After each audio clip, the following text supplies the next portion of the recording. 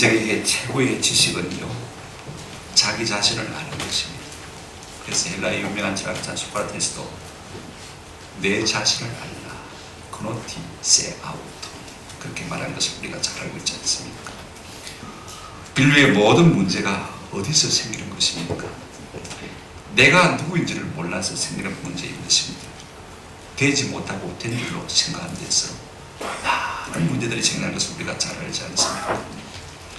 오늘날 사람들은요, 자기가 누구인지, 무엇인지, 왜 이렇게 살고 있는지 몰라서 방황하는 것을 볼 수가 있습니다. 사람들이 내가 누구인지, 무엇인지, 왜 이 일을 하고 있는지 안다면요, 우리 인생의 수많은 방황은 아마 사라지고 말 것입니다. 세상에서 제일 꼴불 길이 뭐냐면요, 종이 상전인 척 하는 것입니다. 되지 못한 사람이 된 줄로 스스로 착각하는 것처럼 꼴불 길이 없어.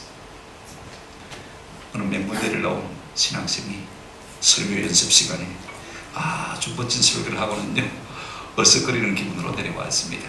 그 수업을 시간을 마치고 설교학 교수님이 이 학생을 조용히 불렀습니다.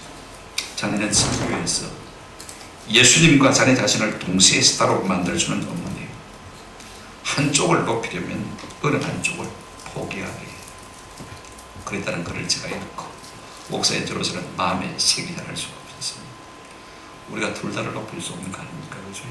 예수님만 높이든지 나만 높이든지, 그죠? 둘 중에 하나를 택할 수밖에 없는 거.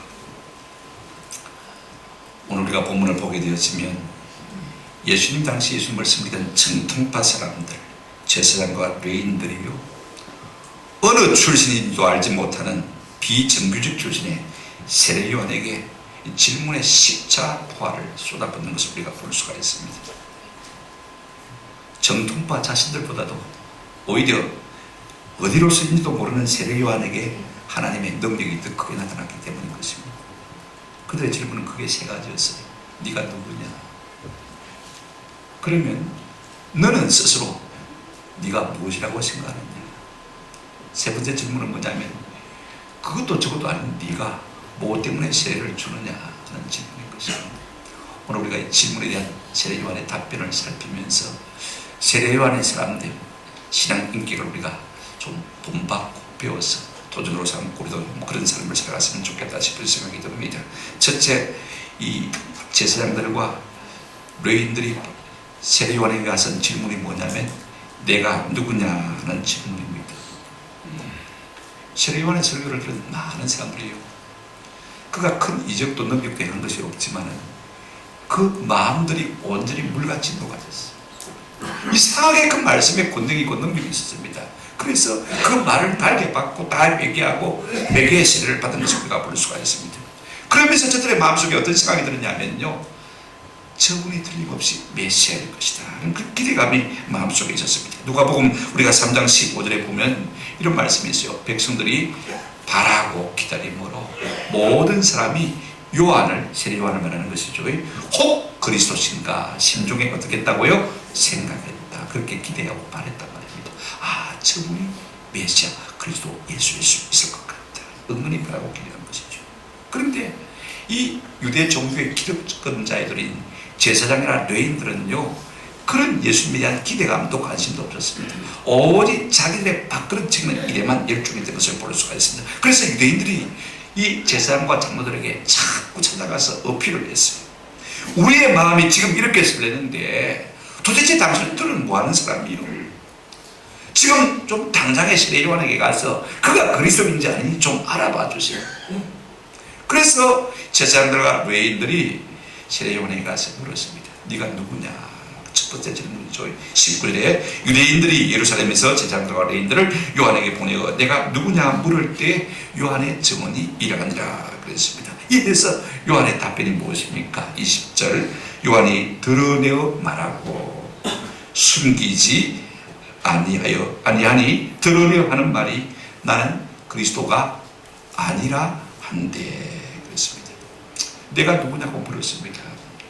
그들의 어둠 속에 있는 이 핵심을 세례요한은 잘 간파하고 있죠.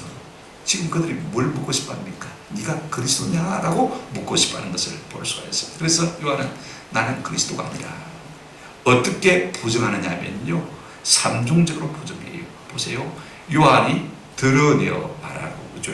그 다음에 두 번째 말하고 숨기지 아니하고, 또 어떻게 해요? 드러내어 하는 말이, 나는 참말로 정말로 경상도 말로 진짜로 에나로 그리스도가 아니다, 그 말인 것이. 철저하게 자기를 부정해요. 은근슬쩍 넘어가면 사람들이요, 지금 자신을 그리스도로 믿을 태세 준비가 다 되어 있는 것입니다. 눈만 감아도 얼마든지 자신이 예수 행세를 할 수 있었음에도 불구하고, 사람의 마음을 사로잡아 자기에게로 그 인기를 독점시킬 수 있음에도 불구하고 그는 정직하게 자기를 부인했습니다. 한번 더 합시다. 나는 정말로 그리스도가 아닙니다. 놀랍지 않습니까? 그러자 그들이 또 질문했습니다. 그러면 당신이 엘리야요? 21절에 보시길 바랍니다. 또 묻되 그러면 누구냐? 내가 엘리야냐? 이런데 나는 그렇다? 아니다. 왜 엘리야냐 묻고 있냐면요, 우리가 구약의 배경을 가진 사람들은 그럴 수밖에 없는 것이, 말라기 4장 5절 6절에 보면 하나님께서 말라기 선지자를 통해 주신 예언이 있습니다. 보라, 여호와의 크고 두려운 날이 이르기 전에 내가 누구를 보낸다고요? 선지자 엘리야를 너에게 보내겠다. 부활한 엘리야, 아니 죽음을 보지 않고 성전한 엘리야가 다시 온다는 말은 아니고, 엘리야의 능력과 심성, 그 마음의 영적인 상태를 가지고 오는 한 사람을 내가 보내겠다, 그런 말씀인 것입니다. 그가 누굽니까? 사실은 세례요한 아닙니까? 그죠? 그럼에도 불구하고 세례요한은 자기가 엘리야라고 했습니까? 아니라고 했습니까? 나는 아니라 부인하는 것을 볼 수가 있습니다. 사실 우리 예수님도 그렇게 말씀하셨어요. 마태복음 11장 14절에 보면요, 만일 너희가 절겨 받을진대 오리라 한 엘리야가 곧 이 사람 세례요한이다, 그렇게 예수님께서도 그렇게 인정하셨어요. 그런데 지금 요한이 뭐라고 말하고 있습니까? 나는 아니라. 그 세례요한의 영광, 그 명예, 그 권세, 그 능력에는 나는 믿지 못하는 부족한 사람이다 하는 자기 겸손의 고백인 것을 우리가 볼 수가 있습니다. 그러자 세 번째 유대인들이 또 질문을 쏟아부었습니다. 그러면 자, 그리스도도 아니고 엘리야도 아니고 그러면 그 그리스도냐? 한번 합시다. 그 그리스도. 앞에 있는 이 정관사 근자란 말이 참 중요합니다. 성경에 이런 거 하나도 정리가 안 돼요. 그러면 유대인들은요, 이 말의 의미가 뭔지 알고 있고, 우리는 잘 모르지 않습니까? 그죠? 그 그리스도냐, 그 선지자냐, 이렇게 묻고 있는 것을 볼 수가 있습니다. 우리가 신명기 18장 15절 혹은 18절 말씀에 보면 모세를 통해서 하나님께서 예언하신 것이 있어요. 15절에 이런 말씀이 있습니다. 내 하나님 여호와께서 너희 가운데 내 형제 중에서 너를 위하여 한번 따라합시다. 나와 같은 선지자 하나를 일으키니, 그렇게 말씀하고 있는 것을 볼 수가 있습니다. 여기 그 선지자는요, 유대인들의 생각 속에는 누구냐면 나와 같은 선지자. 나와 같은 선지자가 누구죠? 모세와 같은 선지자. 여러분, 모세가 준비된 사람이 누가 있습니까? 이스라엘 역사에. 오늘 그 선지자는 누구를 말한다고요? 모세와 같은 선지자를 말하고 있는 것을 볼 수가 있습니다. 그러면 네가 모세와 같은 선지자냐? 이렇게 지금 유대인들이 묻고 있는 것을 볼 수가 있습니다. 뭐라고 대답했죠? 그렇다라고 대답했습니까? 나는 아니라. 보십시오. 네가 그리스도냐? 네가 엘리야냐? 네가 그 선지자냐? 질문. 그 질문 속에 비어있는 그들의 절박함, 간절한 마음을 우리가 느낄 수가 있습니다. 이 피폐한 시대에 지금 유대인들은요, 그 선지자, 그 엘리야, 그 그리스도가 왔으면 참 좋겠다는 것입니다. 그걸 지금 기대하고 있는 것을 볼 수가 있습니다. 얼마나 절박하게 간절하게 기다리고 있는지 모릅니다. 은근슬쩍 넘어가고 나면 자기가 그 그리스도로, 엘리야로, 선지자로 얼마든지 둔갑할 수 있지 않습니까? 그들의 사람들의 마음을 얻을 수가 있습니다. 그럼에도 불구하고 요한은요, 삼중적으로 드러내어 숨기지 않고 또 드러내어 부인했습니다. 사람들은요, 믿고 따를 자를 얼마나 간절히 찾는지 모릅니다. 그래서 영웅을 만들려고 합니다. 그러나 오늘 이러한 세인의 관심들 앞에서 세례요한은 단호하게 아니요라고 말한 것을 볼 수가 있습니다. 여러분, 우리는 어떻습니까? 사람들의 기대를 저버릴 수가 없어서, 좀 더 돋보이고 싶어서, 좀 더 명예를 얻고 싶어서 은근슬쩍 아님에도 불구하고 그렇다라고 우리가 대답하는 일들이 종종 있지 않습니까? 지난날을 생각해 보십시오. 오늘 우리의 패착, 우리가 바닥을 두다가 한 수를 잘못한 이 패착의 원인이 어디에 있습니까? 한번 합시다. 아니라고 해야 할 순간에 그렇다고 말했기 때문입니다. 오늘 성경에 분명히 말하고 있습니다. 예, 아니요. 둘 중에 하나만 분명히 말하고 있습니다. 이것이 우리의 삶의 스타일이 되어서 참 좋겠습니다. 우리가 다 그리스도처럼 살기를 소원합니다.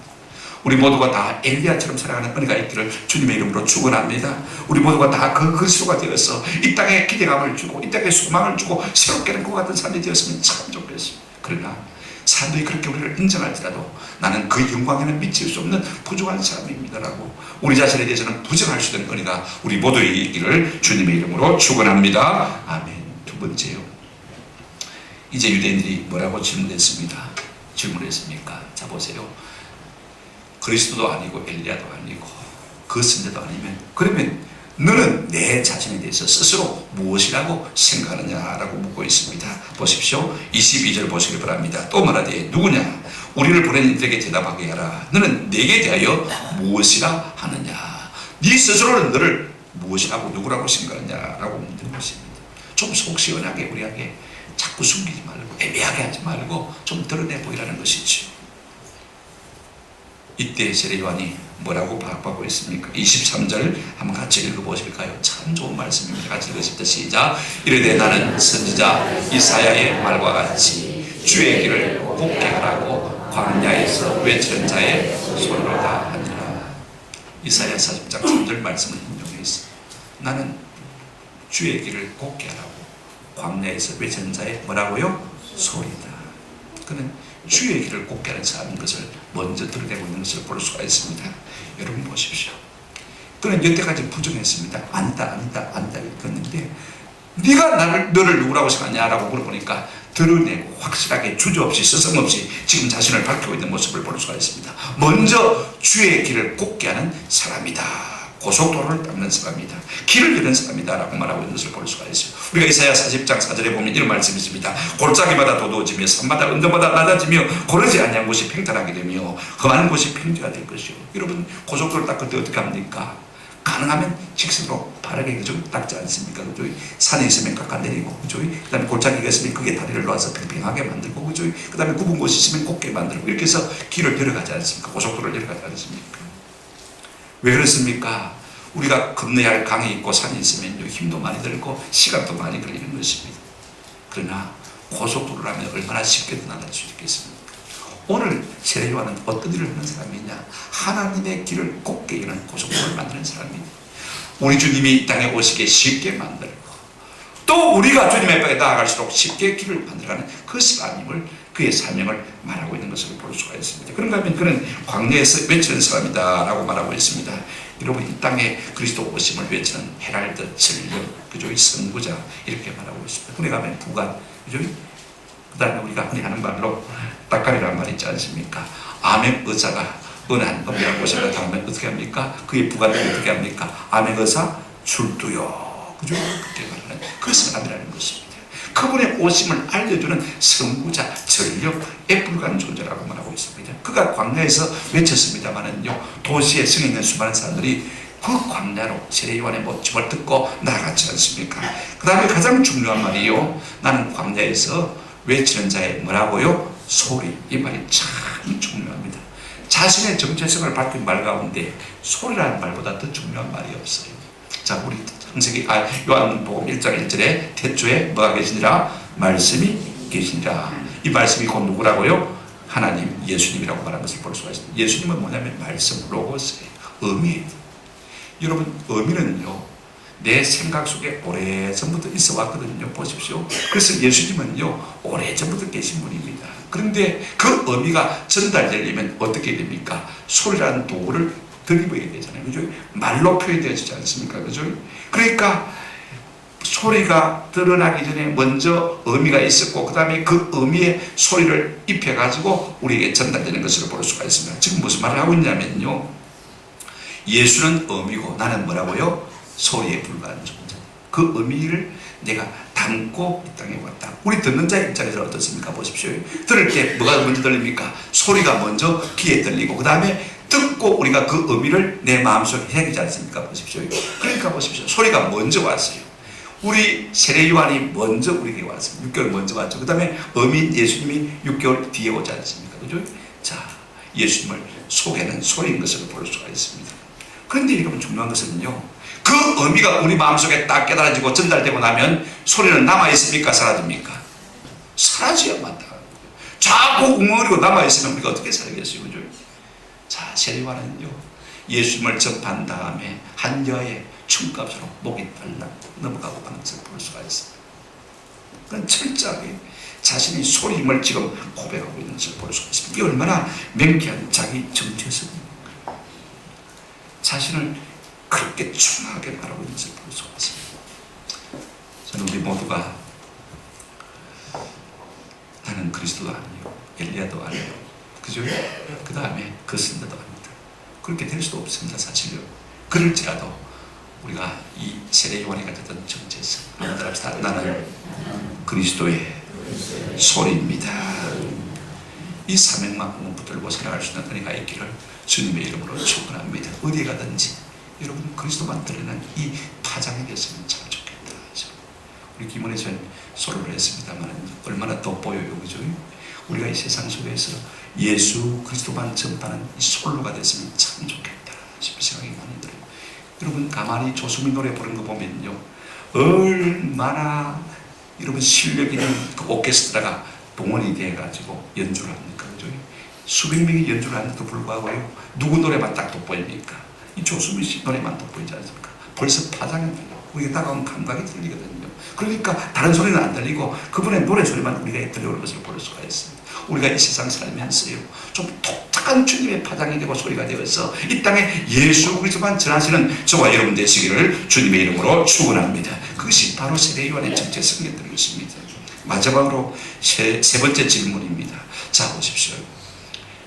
그리스도도 아니고 엘리야도 아니고 그 다음에 누구도 아니고 그 선자도 아니고 나는 소리에 불과하다 그랬습니다. 그러니까 이 바리새인들에게서 보냄을 받은 사람들이 뭐라고 말하냐면요, 그러면 네가 이것도 아니고 저것도 아닐진데 무슨 권세로 무슨 자격을 가지고 사람들에게 뭘 베푸느냐? 세례를 베푸느냐? 왜 함부로 아무도 아닌 것이 꺼적대느냐? 왜 정통 질서를 깨뜨려 놓느냐? 네가 무슨 권리를 가지고 특권을 가지고 이와 같이 사람들의 마음을 사로잡아서 사람들에게 세례를 주느냐? 이때 세례 요한이요, 적답을 피하면서도 아주 지혜롭게 대답하는 것을 볼 수가 있습니다. 26절 보시기 바랍니다. 요한이 대답하되 한번 더 합시다. 나는 물로 세례를 베풀거니와 너희 가운데 너희가 알지 못하는 한 사람이 있었으니, 이렇게 말하는 거죠. 무엇 때문에 네가 세례를 베푸느냐? 지금 이 말을 묻고 있는데 어떻게 보면 동문서답 같아요. 그러나 이 속에 참 진리가 포함되어 있습니다. 그분의 의중은 무엇이냐면요, 내가 물로 세례를 주는 건 네가 아무도 아니라는 것입니다. 진짜 세례, 불과 성령으로 세례를 주실 분이 있는데 그게 중요하지. 내가 물로 세례를 주는 것, 그게 뭐가 중요하냐? 그래서 정답은 어떻게 나타나냐면 31절 한번 보시기 바랍니다. 우리가 1절 나눴습니다만은요, 이렇게 말하고 있습니다. 같이 한번 읽어보십시오. 시작. 나는 그를 알지 못하였으나 내가 와서 물로 세례를 베푸는 것은 그를 이스라엘에 나타내려 함이라 하니라.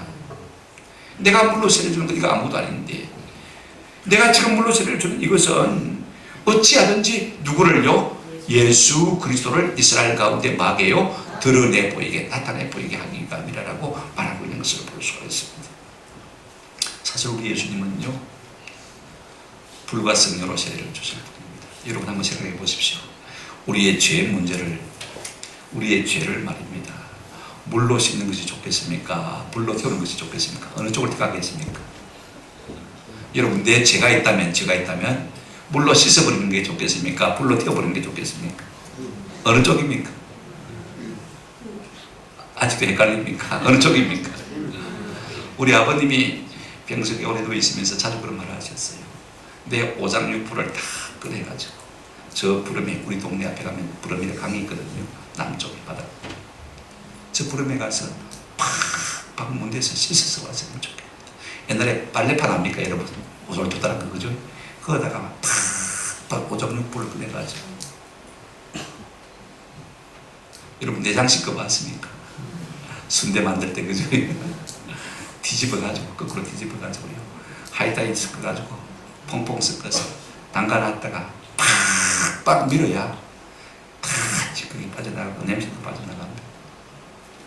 늘 그렇게 말씀하시더라고요. 오장육부를 다 꺼내가지고 저 푸름에 가서 팍팍 문대서 씻으면 좋겠다.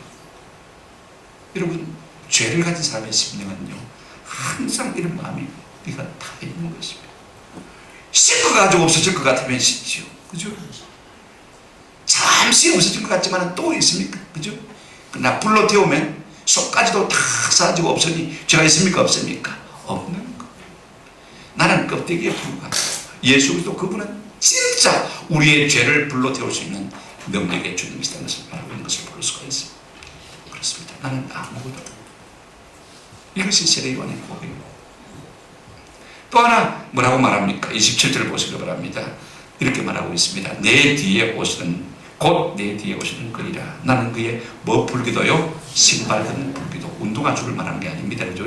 당시 유대인들은 사막지대이기 때문에 주로 모래가 많지 않습니까? 그러니까 샌들, 슬리퍼 신고 다녔습니다. 요즘처럼 좋은 슬리퍼가 아니고 말입니다. 밑판대기 하나 있으면 거기다가 가죽 끊어가지고 묶어가지고 묶었다가 풀었다가 신고 나갈 때는 묶고 그 다음에 집에 들어오면 풀고, 그래서 신고 다녔던 신발입니다. 지금처럼 좋은 신발은 아니죠. 이 일은 누가 했냐면 그 당시에 문화로 볼 때는요, 종이 하지 않습니다. 종 중에서도 가장 낮은 급수가 낮은 노예가 하는 일인 것입니다. 무슨 말인지 알겠습니까? 그런데 오늘 세례 요한이 뭐라고 말하고 있습니까? 나는 예수님의 뭐 풀기도 감당치 못할 자라고요? 신발끈 풀기도. 나는 노예가 하는 일도 감당치 못할 자라. 그러니까 나는 예수님의 노예 되기에도 자격이 있다 없다? 없다. 자기를 낮추면서 누구를 높였습니까? 그분을 높인 것을 볼 수가 있습니다. 여러분, 내가 높아지려고 하면요, 주님이 낮아질 수밖에 없어요. 그러나 내가 나를 낮추면 낮을수록 주님은 뭐합니까? 영광을 받으시는 것입니다. 오늘날 교회가 이만큼 욕을 먹는 이유가 무엇입니까? 내가 주님을 이용해서 내가 영광을 얻으려고 그러고, 내가 부자 되려고 그러고, 내가 인기와 명예를 얻으려고 하니까 교회의 이름은 자꾸 땅에 떨어지고 주님의 이름은 땅에 밟히는 것입니다. 그러나 우리 모든 성도가 말입니다. 세례 요한처럼 나는 주님이 또해질 자격도 없다. 자꾸 자기를 낮추면 교회의 영광이, 주의 영광이 온 땅 가운데 드러나게 될 줄로 믿습니다. 우리가 이 같은 삶을 살았으면 참 좋겠다 싶습니다. 우리가 자꾸 우쭐대면요, 시험에 들게 되시고. 여러분, 베드로 보세요.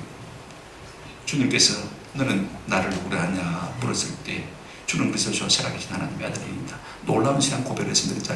그때 우리 예수님께서 칭찬도 아닌 칭찬하셨습니다. 바요나 시몬아, 내가 복이 있다. 이를 내게 알게 한 이는 누구라고요?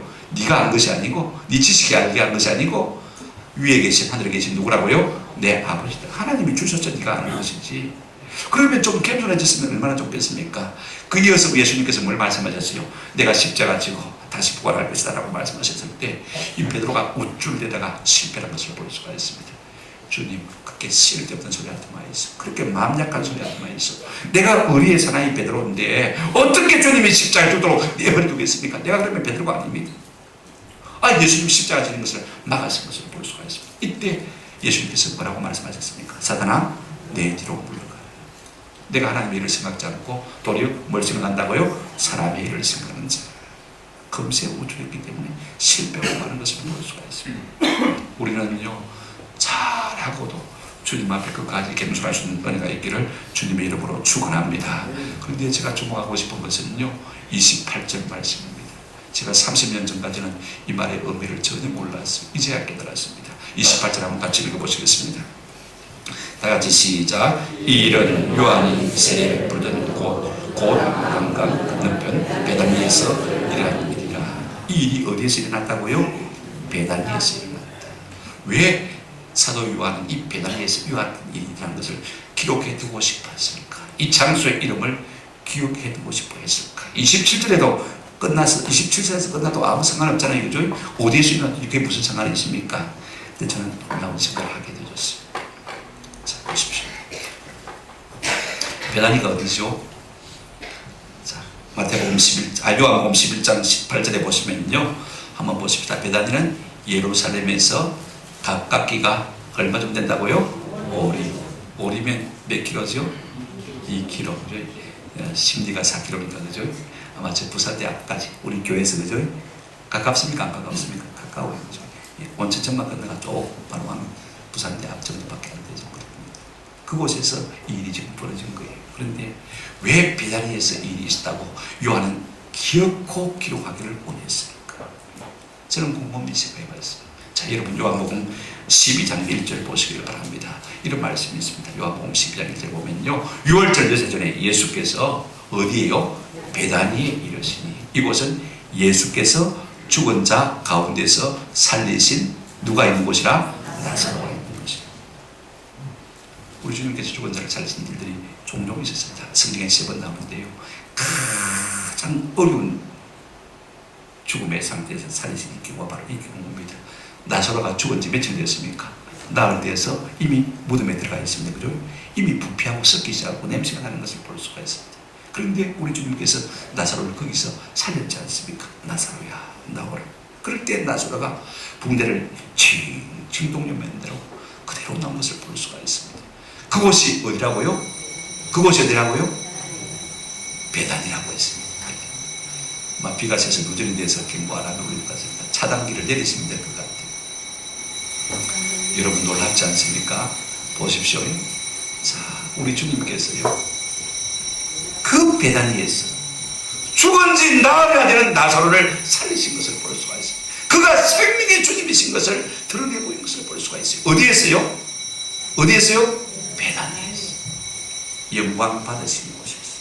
영광 받으신 곳. 우리 주님께서 주의 영광을 나타내시고, 또 하나 여러분 보십시다. 마태복음, 누가복음입니다. 24장, 누가복음 24장 50절부터 53절인데요.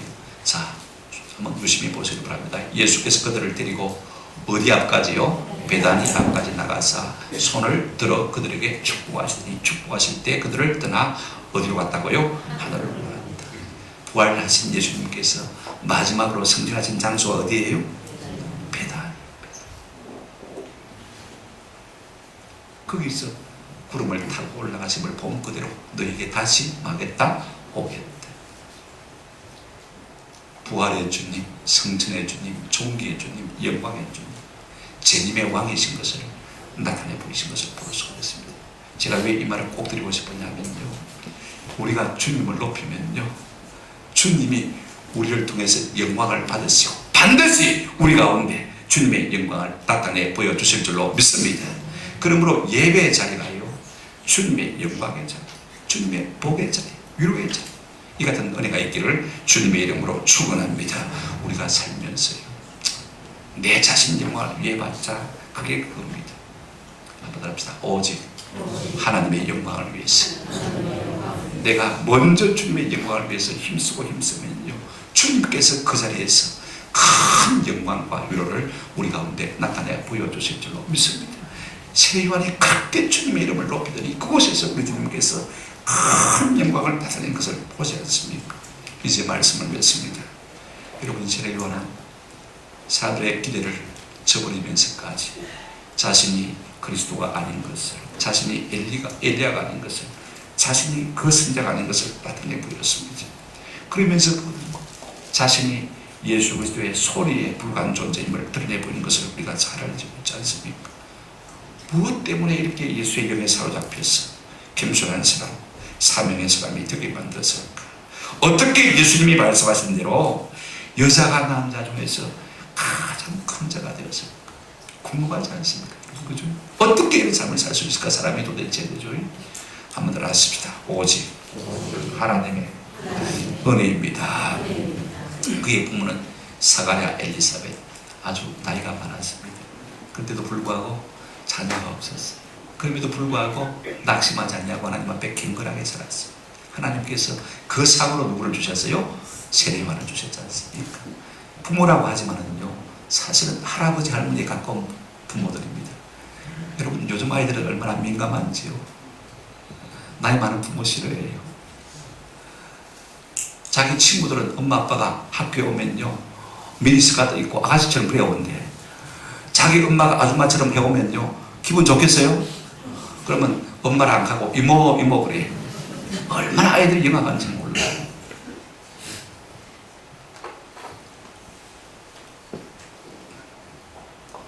그 나이 많은 부모 밑에서 뭘 배우고 자랐겠습니까?